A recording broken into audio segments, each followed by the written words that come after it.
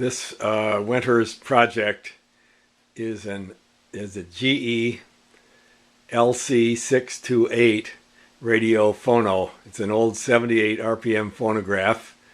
Here's the box with its top off. The top is being refinished as well. You can see the space where the 78 RPM motor and turntable go on top there.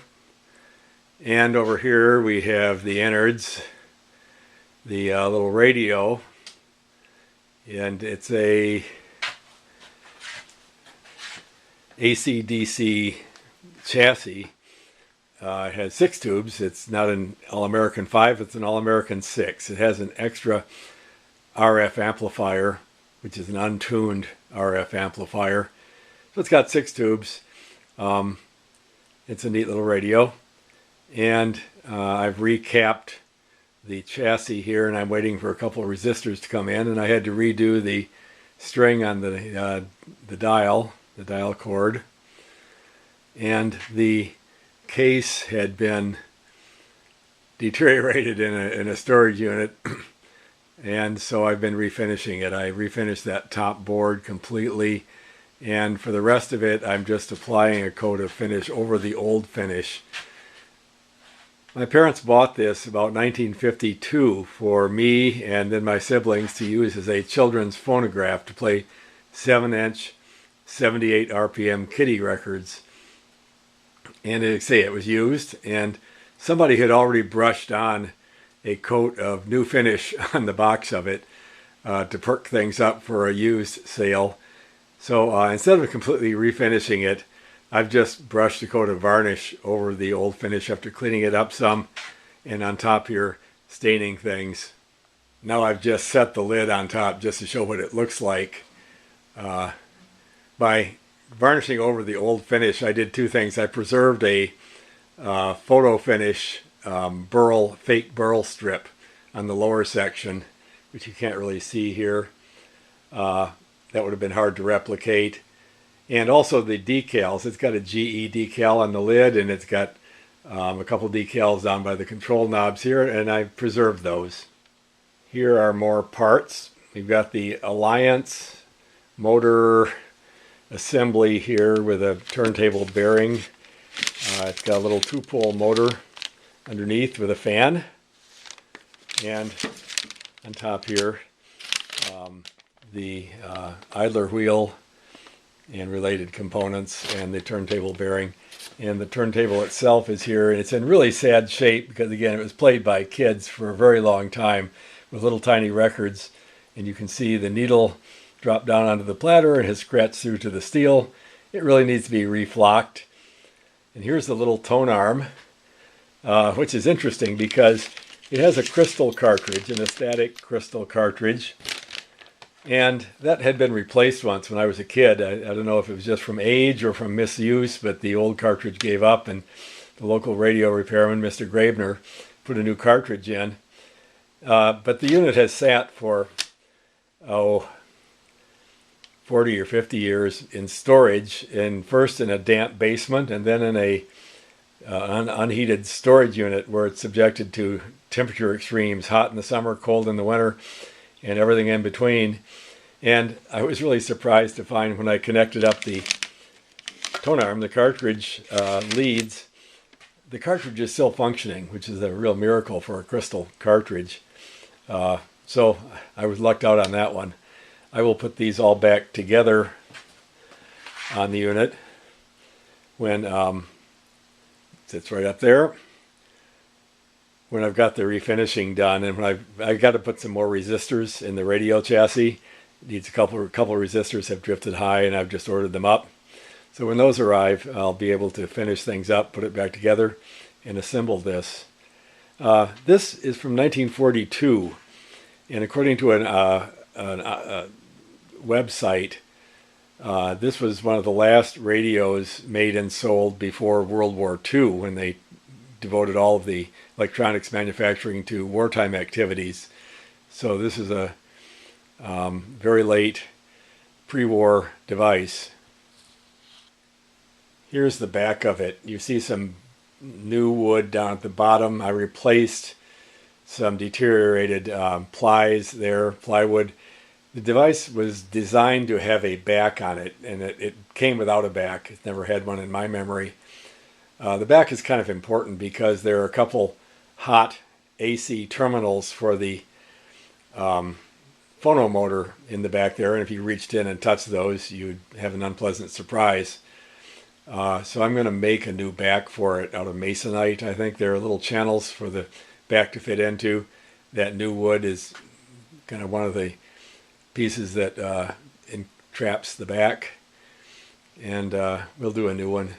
And then I'll add a little bit of brown paint here on the back. It was originally painted brown on the parts you didn't see, and I've had to work on it some, gluing things back together. This did have some moisture damage on the case, and I've been gluing plies and veneers all back together, and it came back together pretty well. Here's the little radio phono actually working. It's in the dark because in my shop the overhead fluorescent lights create lots of interference with the AM radio. Right now I've got the overheads turned off, and we're listening to WSM in Nashville, 700 miles away. And I'm surprised at how good the AM performance is on the radio, even though it needs some new resistors. The AVC action is a little bad, probably because of the resistors, but you got lots of stations.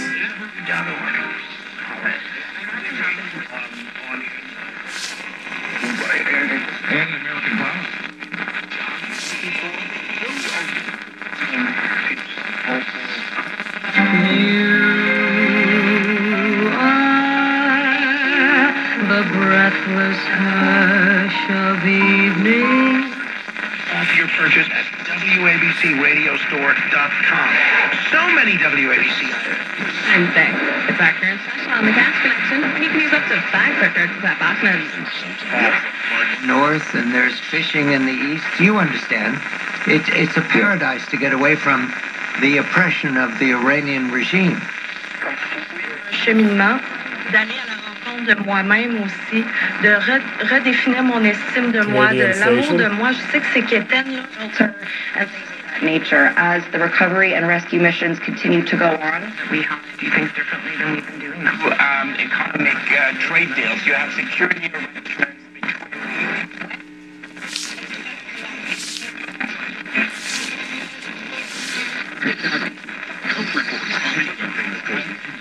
And the question is, yeah, I can understand that, but then why doesn't he have the authority to do this?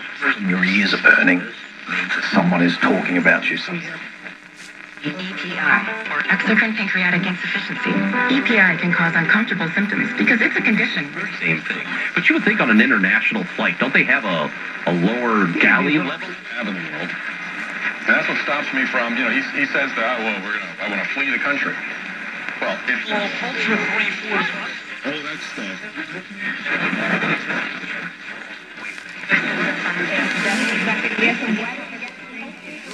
Lots of chatter. Now let's try the record player.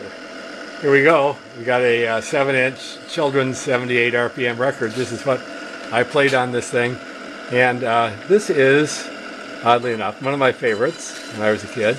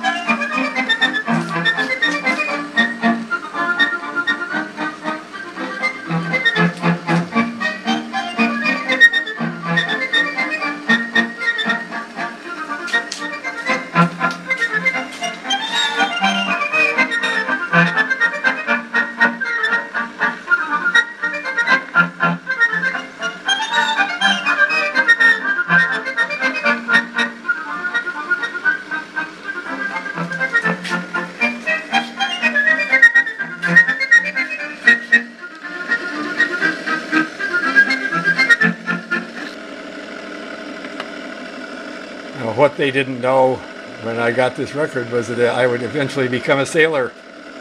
It's one of my favorite tunes in the whole set. Let's try another one.